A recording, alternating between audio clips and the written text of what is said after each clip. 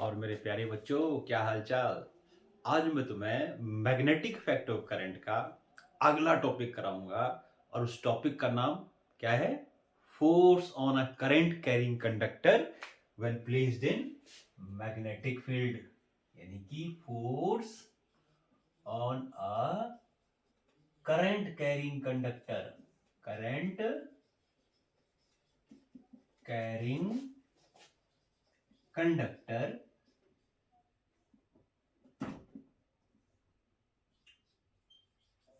placed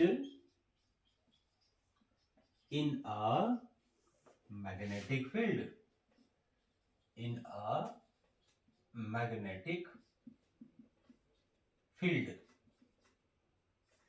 Force on a current carrying conductor placed in a magnetic field. देखो क्या है, जैसे अभी हमने अपने पिछले लेक्चर में देखा था कि जो करंट कैरिंग वायर होता है वो क्या करता है? मैग्नेटिक फील्ड होता है, वह बनाता है। और उसका मैग्नेटिक फील्ड का हमने डायरेक्शन निकालना सीखा था राइट हैंड थंब रूल से, याद है?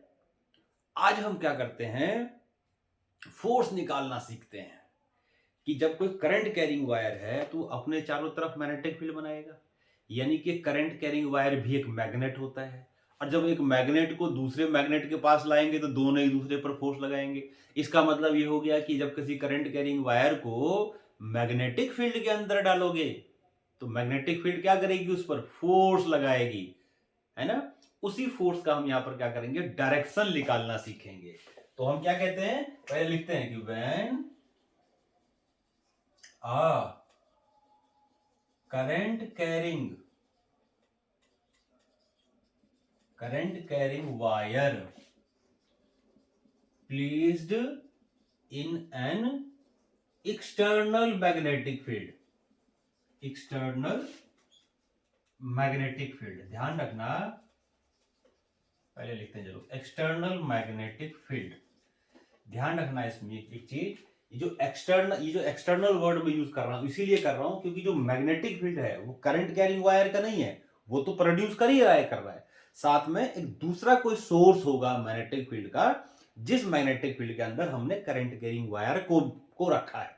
तो दो मैग्नेटिक फील्ड हो गए, एक तो करंट कैरिंग वायर का और एक मैग्नेटिक फील्ड जिसके अंदर हमने उसको रखा है। तो इसीलिए इस पर फोर्स लगेगा।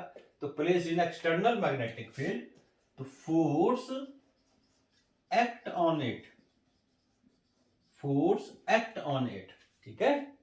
तो उस फोर्स का हम डायरेक्शन निकालना सीखेंगे, उस फोर्स का क्या डायरेक्शन होता है। तो डायरेक्शन ऑफ फोर्स जब निकालोगे, इसके लिए डायरेक्शन ऑफ फोर्स, तो इस तरह का जो डायरेक्शन हम निकालते हैं वो हम निकालते हैं फ्लेमिंग लेफ्ट हैंड रूल से, फ्लेमिंग लेफ्ट हैंड रूल। यानी कि फ्लेमिंग ने एक लेफ्ट हैंड का रूल दिया था, किस लिए? जिससे हम क्या करते हैं, एक करंट कैरिंग वायर के ऊपर फोर्स निकालते हैं जब उस करंट कैरिंग वायर को हम एक मैग्नेटिक फील्ड के अंदर डालेंगे। ठीक है? तो उसका हम करें, पहले इसका हम स्टेटमेंट लिखते हैं, फिर हम उसको समझेंगे कि क्या कहता है या फिर उसको हम यूज करना सीखेंगे। ठीक है? तो स्टेटमेंट देखो क्या है इसका, फ्लेमिंग लेफ्ट हैंड रूल का। तो नाम से पता लग रहा है कि तो लेफ्ट हैंड रूल होगा, लेफ्ट हैंड वाला हम रूल को यूज करेंगे। इससे पहले जो हमने किया था डायरेक्शन मैग्नेटिक फील्ड, वो राइट हैंड थंब रूल से, ध्यान रखना है रूल सबको, अलग अलग स्टेटमेंट सबका याद रखो, और किसको हम कहां यूज करते हैं वो भी आपको क्लियरली पता होना चाहिए। ठीक? तो ये है फ्लेमिंग लेफ्ट हैंड रूल। तो इसका स्टेटमेंट लिखता हूं पहले, देखो क्या कहता है स्टेटमेंट। स्टेटमेंट क्या कहता है, देखो इसका कि if we stretch, if we stretch forefinger, forefinger, middle finger, middle finger and thumb of our left hand, left hand in such a way that they are mutually perpendicular to each other. Then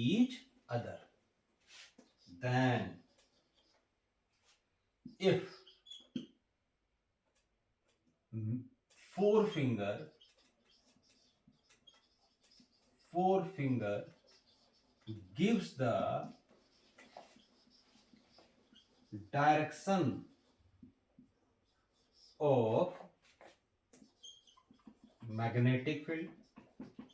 gives the direction of magnetic field, middle finger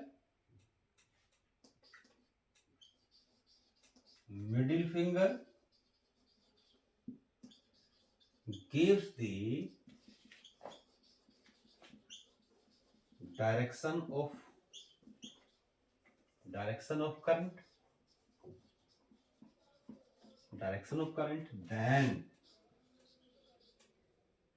then thumb gives the direction of force, यानी जो उस पर force लगेगा वो उसका direction दिखाएगा। तो क्या कह रहा है देखो, if we stretch the four finger, middle finger and thumb of our left hand in such a way that they are mutually perpendicular to each other, then if forefinger gives the direction of magnetic field, middle finger gives the direction of current, then thumb gives the direction of force। देखो जैसे ये मेरा right hand है, तो ये नहीं लेना, ये लेना है, लेफ्ट हैंड रूल लेना है। ये कौन सी फिंगर है? Four finger. ये कौन सी है? Middle finger. ये क्या है? थंब। इन तीनों को एक दूसरे के परपेंडिकुलर कर दो। देखो ऐसे, जैसे मैंने किया, देख रहा है परपेंडिकुलर।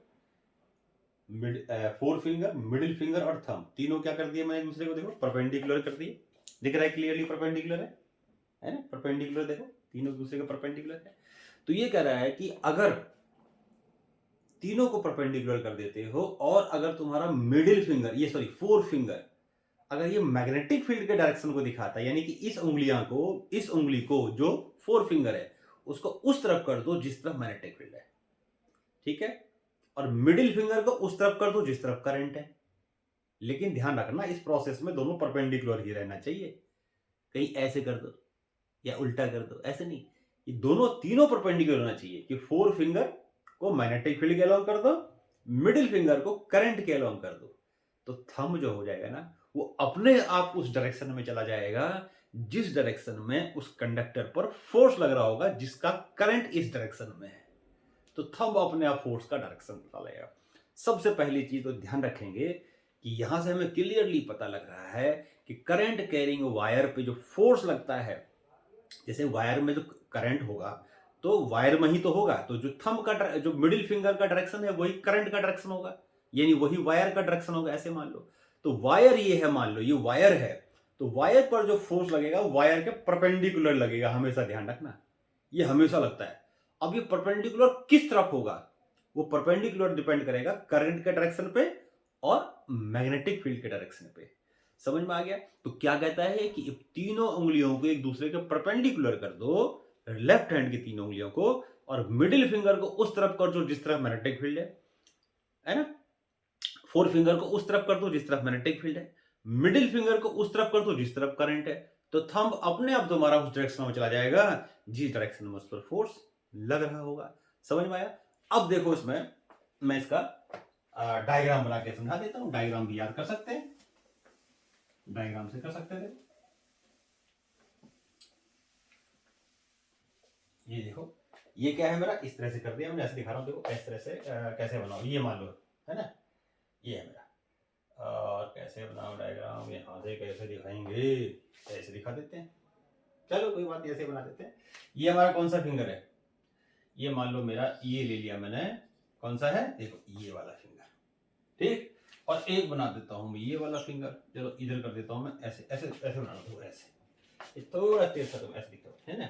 ये मान लो मेरा है, ये फिंगर है, और एक मेरा थंब हो गया, ये हो गया, 3 फिंगर बनाए मैंने, ठीक। ये क्या ले लिया मैंने, 4 finger,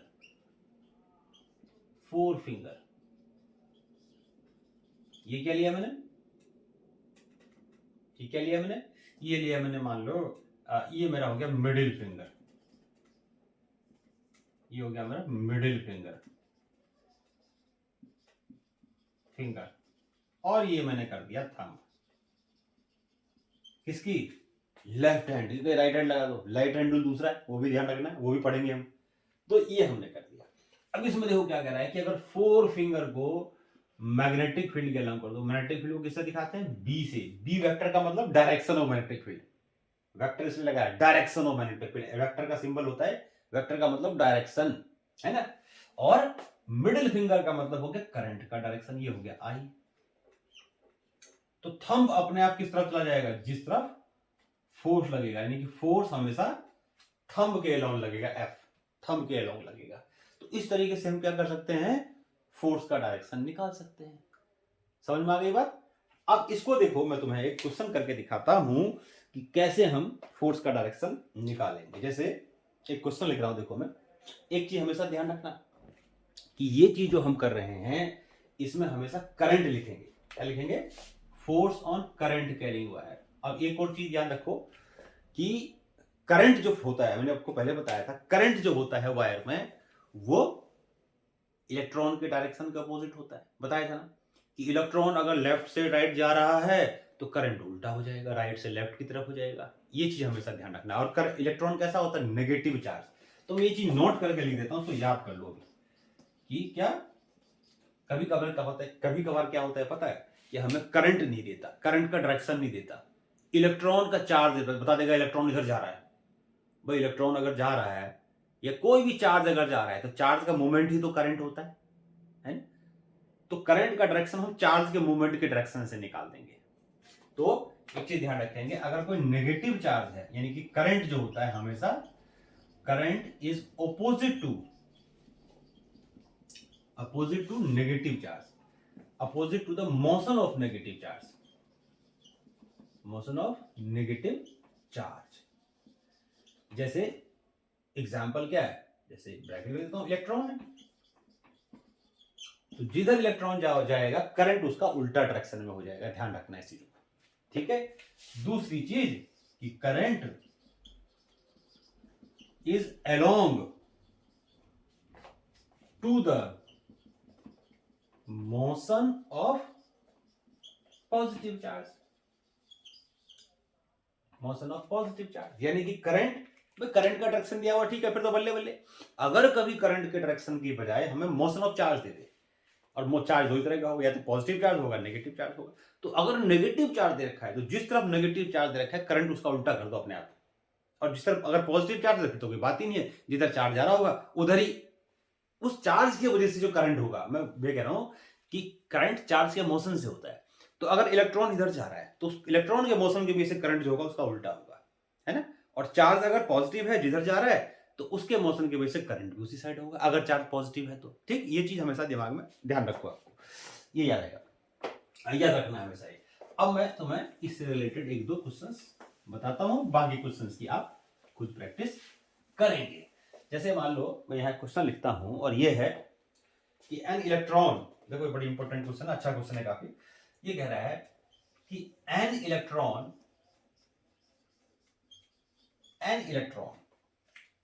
enter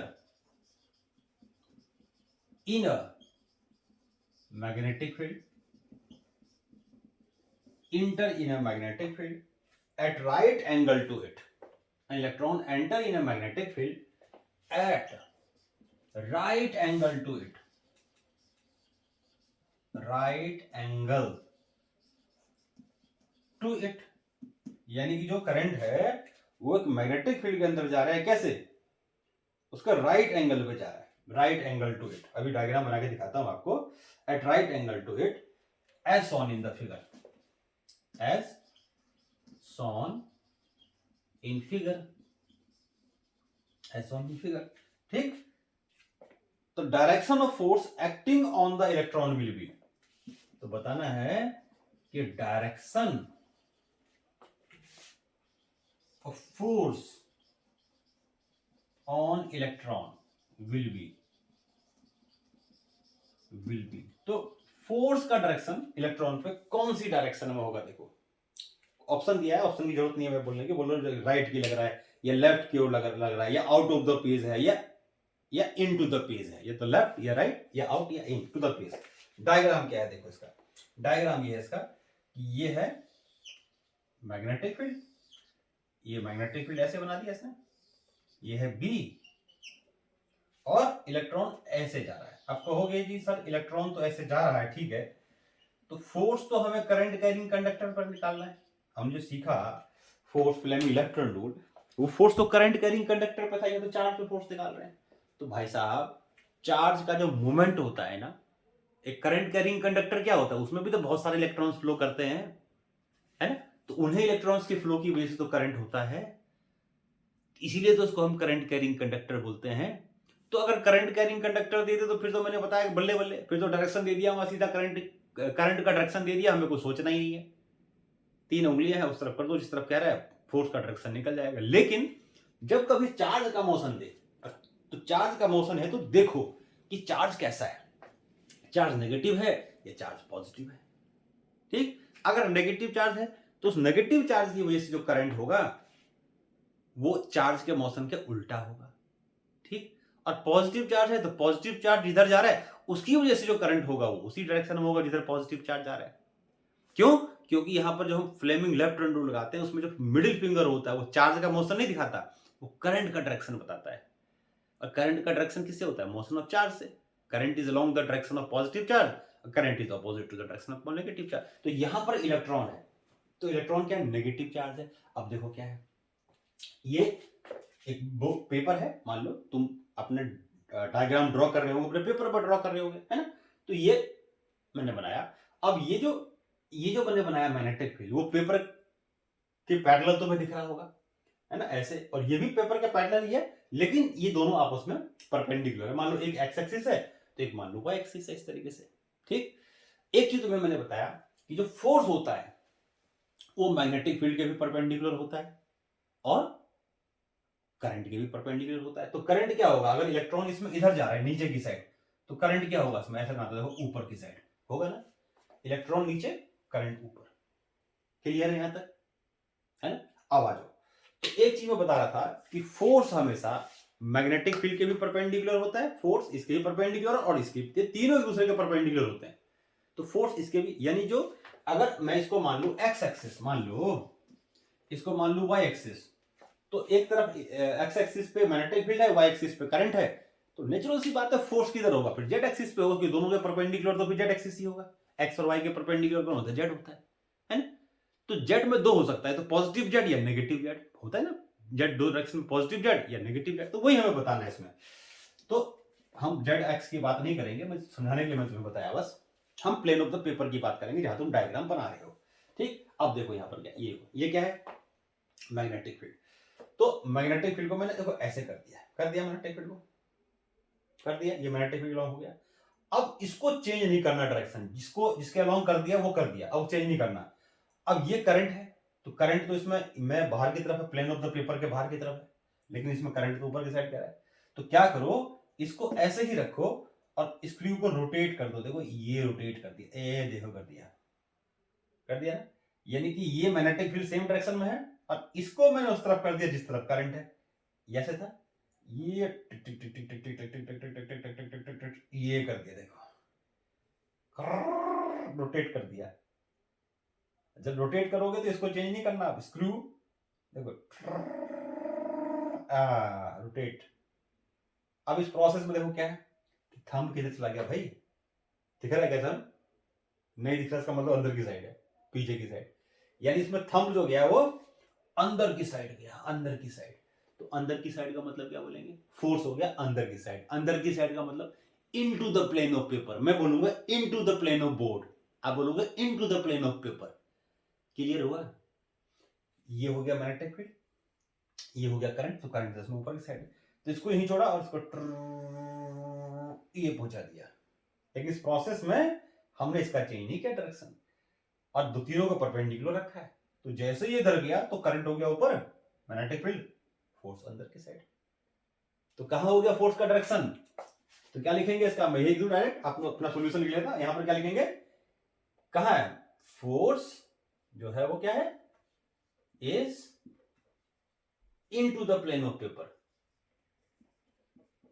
into the plane of paper. मैंने आपके हिसाब से लिखा, मैं यहां लिखता into the plane of board, plane of paper, plane of paper में अंदर की साइड। अच्छा, इसमें अगर एक चीज देखो, इसी में मान लो अगर पॉजिटिव चार्ज होता, सपोज करो ये पॉजिटिव चार्ज होता, तो जिस तरफ अगर मान लो प्रोटॉन होता तो नीचे जाना होता, तो उधर ही फिर करंट दिखाते हैं कि जिधर पॉजिटिव चार्ज आता है उधर ही करंट होता है। तो ये कर देता, मैग्नेटिक फील्ड ऐसे ही रहता, और ये देखो नीचे की तरफ ही होता है, क्योंकि जिधर पॉजिटिव चार्ज उधर ही करंट, ये करंट हो गया। तो फोर्स कहां लगा, ऊपर। तो क्या लिखते, out of the plane of paper. एक और चीज करके बताऊं इसी में, देखो जैसे बी है, तो बी की जगह मैं कहूंगा इलेक्ट्रॉन ऐसे जा रहा है, और मैग्नेटिक फील्ड मान लो नीचे की साइड है। इलेक्ट्रॉन मान लो अगर इधर जा रहा है तो करंट इधर होगा, देखो, और मैग्नेटिक फील्ड नीचे की साइड है, मैग्नेटिक फील्ड नीचे की साइड है, तो ये क्या होता है मैग्नेटिक फील्ड, देखो मैग्नेटिक फील्ड नीचे की साइड कर दिया। मैंने कहा कि इलेक्ट्रॉन इधर जा रहा है तो करंट उल्टा होगा, करंट ही तो हो गया उल्टी साइड, मैंने इलेक्ट्रॉन इधर करंट इधर, फोर्स कहां लगा, मैग्नेटिक फील्ड नीचे करंट इधर, मैंने माना मैग्नेटिक फील्ड मानो नीचे की साइड है, करंट इधर हो गया तो इलेक्ट्रॉन उधर जा रहा था, एग्जांपल बता रहा वैसे, तो फोर्स हो गया बाहर की side, out of the plane of paper है। समझ में आ गई बात। इसी में अगर मान लो इलेक्ट्रॉन जो कहता है कि ये है इधर जा रहा है प्रोटॉन, और मैग्नेटिक फील्ड नीचे की साइड, ये कर दिया, तो अब मुझे क्या करना पड़ता है, इसको तो मैग्नेटिक फील्ड नीचे की साइड है और प्रोटॉन इधर जा रहा था तो करंट भी इधर ही होगा, तो इसको चेंज ना करके ये देखो आर अंदर की साइड। इस तरह से आप क्या करो कि जो डायरेक्शन एक को पता है, मैग्नेटिक फील्ड मानो डायरेक्शन पता है, इसको फिक्स कर दो और उसको स्क्रू को घुमाओ, स्क्रू को रोटेट कराओ और इसको उस तरफ करो जिस तरफ करंट है, तो फोर्स का डायरेक्शन आ जाएगा। और बताओ, तो इस तरह से हम फोर्स का डायरेक्शन निकाल सकते हैं। तो क्या होगा फोर्स का डायरेक्शन। अच्छा, इसमें देखो एक और क्वेश्चन है, इसको नोट करो पहले, पॉज करके, डायरेक्शन समझ में आ गया कैसे निकाला, क्लियर। चलो अगला देखो, यानी कि जब किसी करंट कैरिंग कंडक्टर को मैग्नेटिक फील्ड के अंदर डालते हैं तो फोर्स लगता है, और उस फोर्स का डायरेक्शन कैसे निकालते हैं। देखो मैंने बताया कि यहां पर जो मैंने एग्जांपल लिया उसमें मैंने चार्ज का मोशन लिया है, लेकिन चार्ज का मोशन ना लेकर के अगर सीधा करंट का डायरेक्शन दे तो फिर कोई बात ही नहीं है ना। तो चार्ज के लिए ध्यान रखेंगे, चार्ज के मोशन से भी करंट होता है, नेगेटिव चार्ज है तो उसका उल्टा करंट कर दो, पॉजिटिव है तो उधर ही करंट रखो। देखो ये एक और क्वेश्चन है, कह रहा है कि which of the property of proton can change while it move freely in a magnetic field. Question तो बड़ा अच्छा क्वेश्चन है। क्या कह रहा है कि विच ऑफ द प्रॉपर्टी, ये कह रहा है कि which of the property, which of the property, which of the property of a proton, of a proton, कोई भी चार्ज, प्रोटॉन की जगह कोई भी चार्ज बोले, इलेक्ट्रॉन बोल दे, और भी बहुत सारे चार्ज होते हैं, अल्फा होता है, न्यूट्रॉन होता है, सारे, which of the property of proton will change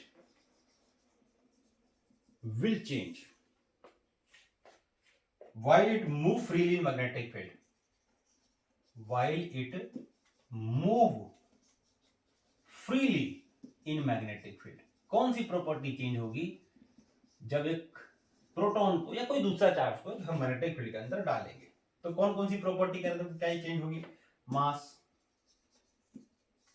speed, तीसरा वेलोसिटी, और चौथा मोमेंटम।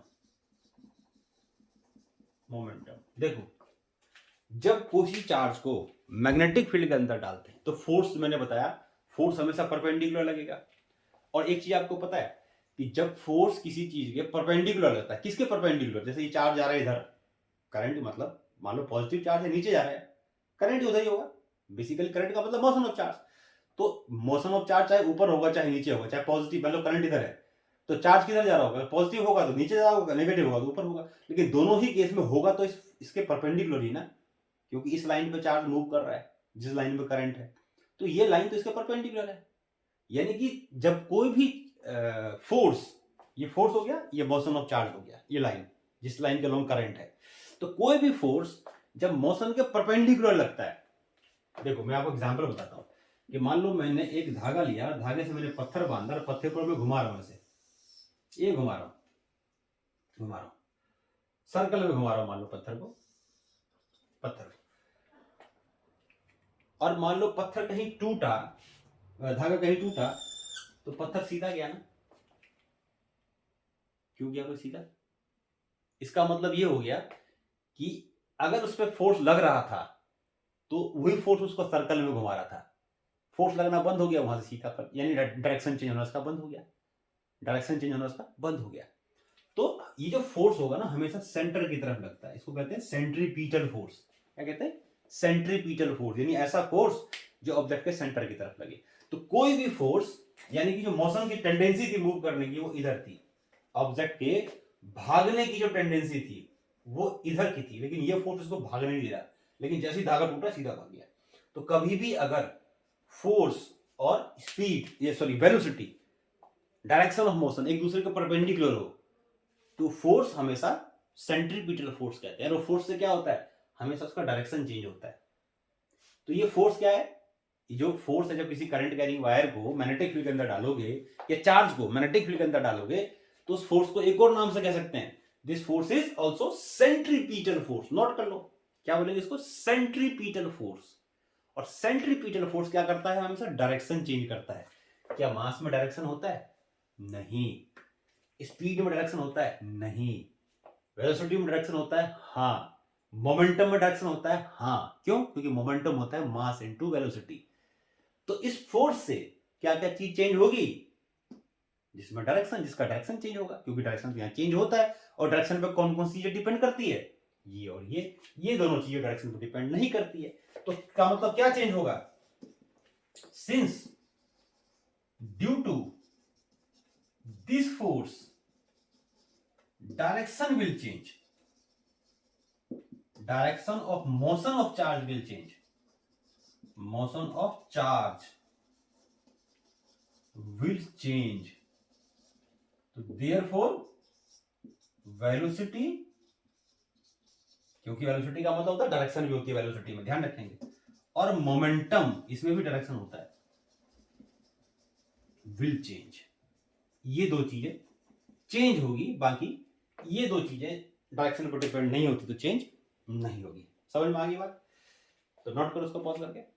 ठीक, एक और क्वेश्चन आपको कराते हैं। देखो एक और क्वेश्चन आपको कराते हैं। अब देखो क्वेश्चन है क्या। तो क्वेश्चन है ये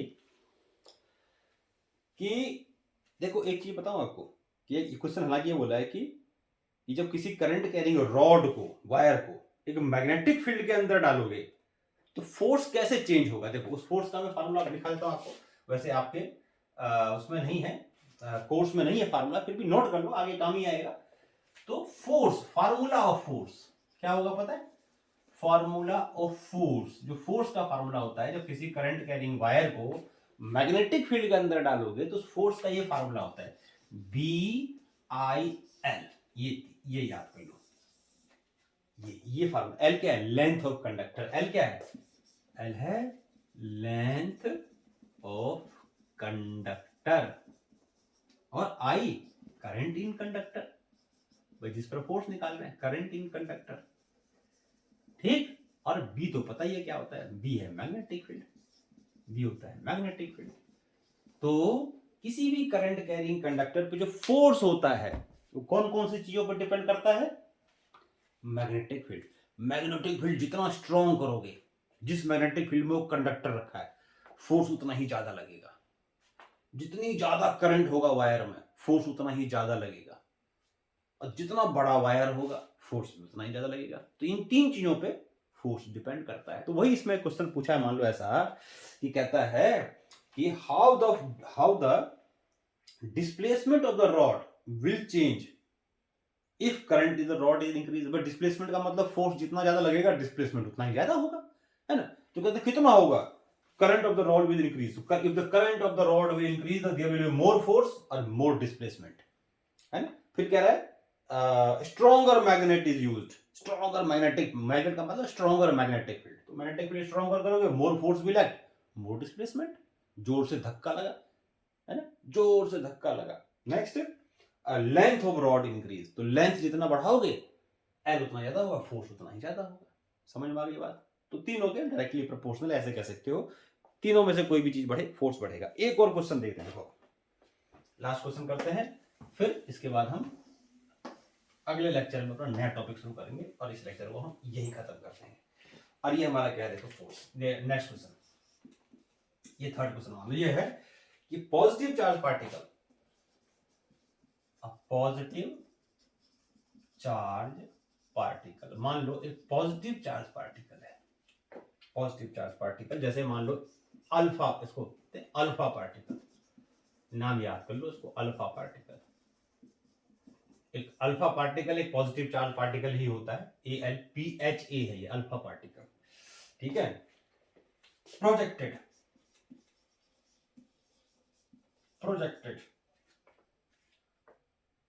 टुवर्ड्स वेस्ट की तरफ इसको प्रोजेक्ट कर रहे हैं. ठीक है. Toward west is deflected towards north. Is deflected towards north. तो यहां देखो हमें फोर्स का डायरेक्शन दे दिया. तो तीन चीजें होती है, करंट, मैग्नेटिक फील्ड और फोर्स. तीनों में से कोई दो दे देगा, ये पूछेगा बस, सिंपल सी चीज है ना. तो direction of the magnetic field वही पूछा, deflected by north.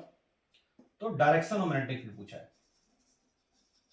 Direction of magnetic field will be, direction of magnetic field कितना होगा मैग्नेटिक फील्ड, ये पूछा है. Will be direction of magnetic field क्या होगा. ठीक. देख इसमें ऑप्शन दे रखा है तो हमें जरूरत नहीं है, बिना ऑप्शन कर लेंगे. देखो क्या है, ये देखो, ये बनाते हैं हम फिर. नॉर्थ, ईस्ट, साउथ और वेस्ट. अब देखो इसमें क्या है, इसमें कह रहा है अब पॉजिटिव चार्ज पार्टिकल. तो पॉजिटिव चार्ज पार्टिकल जिधर जा रहा होगा उधर ही करंट होगा, ये तो पता लगे हमें. किधर जा रहा है, वेस्ट की तरफ जा रहा है. ये क्या होता है, करंट. जिधर पॉजिटिव चार्ज उधर ही करंट. तो वेस्ट की तरफ, देखो ये हो गया वेस्ट. तो ये कर देता हूं, देखो ये हो गया वेस्ट की साइड कर दिया. इसको मैंने जो पता था उधर कर दिया. अब क्या कह रहे हैं, and it deflected towards the north. अब डिफ्लेक्शन नॉर्थ की तरफ हो रहा है. तो ये तो वेस्ट है और ये होता है डिफ्लेक्शन का मतलब फोर्स हो गया. ये नॉर्थ की तरफ हो रहा है. नॉर्थ क्या है, ऊपर की साइड. देखो ये हो गया वेस्ट नॉर्थ. फोर्स किधर लगा भाई, किधर लगा फोर्स, ये हो गया ऊपर की साइड क्या है, नॉर्थ. इधर की साइड क्या है, वेस्ट. ये हो गया वेस्ट, क्योंकि चार्ज पॉजिटिव है, वेस्ट की तरफ जा रहा है, उधर करंट होगा आई. और फोर्स लग गया नॉर्थ की साइड. तो थंब किधर गया, किधर गया, आउटवर्ड. कहां outward, outward to the plane of paper. जहां तुमने डायग्राम बनाया उसके बाहर की साइड जाएगा, outward to the plane of paper, है ना. टुवर्ड्स द, टू इसमें बोला टुवर्ड, आउटवर्ड का मतलब अपवर्ड हो गया. इसमें अपवर्ड बोल देंगे. जैसे ये बोल, देखो ऐसे, देखो ये ऐसे वैसे ही बना के देखो. देखो ये हो गया, मेरे को ऐसे साइन करना है. ये नॉर्थ हो गया, ये नॉर्थ है, ये साउथ है, ये नॉर्थ, ये साउथ, ये ईस्ट, ये वेस्ट. ठीक है. तो इसको देखो मैं इधर कर देता हूँ. ये देखो ये हो गया वेस्ट की साइड. ठीक है. ये हो गया वेस्ट की साइड. ये हो गया इधर. ये थंब कहाँ गया, नॉर्थ इधर है पीछे. देखो ये नॉर्थ इधर ऊपर, वेस्ट नॉर्थ ऊपर, यानी कि अपवर्ड, अपवर्ड है ना. इस प्लेन ऑफ द पेपर के आउट कर, तुम आउटवर्ड भी कर दोगे तब भी ठीक है ना. लेकिन अगर ऑप्शन दिया हुआ अपवर्ड तो अपवर्ड, क्योंकि अपवर्ड तो यहां लिख नहीं सकते. तो क्या लिखेंगे, ऐसे लिख दो उसको. आंसर क्या है इसका, outward to the plane of paper, to the plane of paper. या ऐसा कुछ ना बताए तो सीधे कह सकते हो, और आउटवर्ड भी कह सकते हो. अपवर्ड, सॉरी अपवर्ड बोल सकते हो, अपवर्ड है ना. अगर हम वैसे देखें तो ये हो गया करंट, ये हो गया ये हो गया करंट, और ये होता है मैग्नेटिक फील्ड. तो मैग्नेटिक फील्ड कौन से डायरेक्शन में है, फोर्स लग रहा है, फोर्स लग रहा है नॉर्थ की तरफ. तो फोर्स, तो मैग्नेटिक फील्ड हो गया अपवर्ड डायरेक्शन में. ऐसे भी कर सकते हैं. ये हो गया वेस्ट, ये हो गया नॉर्थ, अपवर्ड हो गया फोर्स. तो इस तरह से हम फोर्स का डायरेक्शन निकाल सकते हैं फ्लेमिंग लेफ्ट हैंड रूल से. समझ में आ गया. तो आज के लिए हम इतना ही रखते हैं. अगले लेक्चर में हम क्या करेंगे, इलेक्ट्रिक मोटर के बारे में पढ़ेंगे। इलेक्ट्रिक मोटर, मोटर क्या होता है पता है आपको? फैन रोटेट करता है, इलेक्ट्रिक मोटर लगा होता है। घर में हम इलेक्ट्रिक मोटर लगाते हैं, है ना? लगाते हैं इलेक्ट्रिक मोटर कि पानी चलाने के लिए, कई बार लगाते हैं, पानी निकालना है कहीं से, टैंक से पानी निकालना है, इलेक्ट्रिक मोटर लगाते हैं इलेक्ट्रिक मोटर। तो इलेक्ट्रिक मोटर हम यूज कहाँ इलेक्ट्रिक मोटर यूज करते हैं? इन सब जगहों में यूज करते हैं। और क्या होता है, कई जगह हम इस कंसेप्ट को यूज करते हैं कि जब करंट कैरिंग वायर को मैग्नेटिक फील्ड के अंदर रखेंगे तो उस पर फोर्स लगेगा, और फोर्स का direction Fleming left hand rule के डायरेक्शन से हम निकाल लेंगे। तो हम इलेक्ट्रिक मोटर में इसको यूज करते हैं। इलेक्ट्रिक मोटर को फिर हम करेंगे अगले लेक्चर में। तो आज के लिए इतना ही रखते हैं। Tata bye, see you.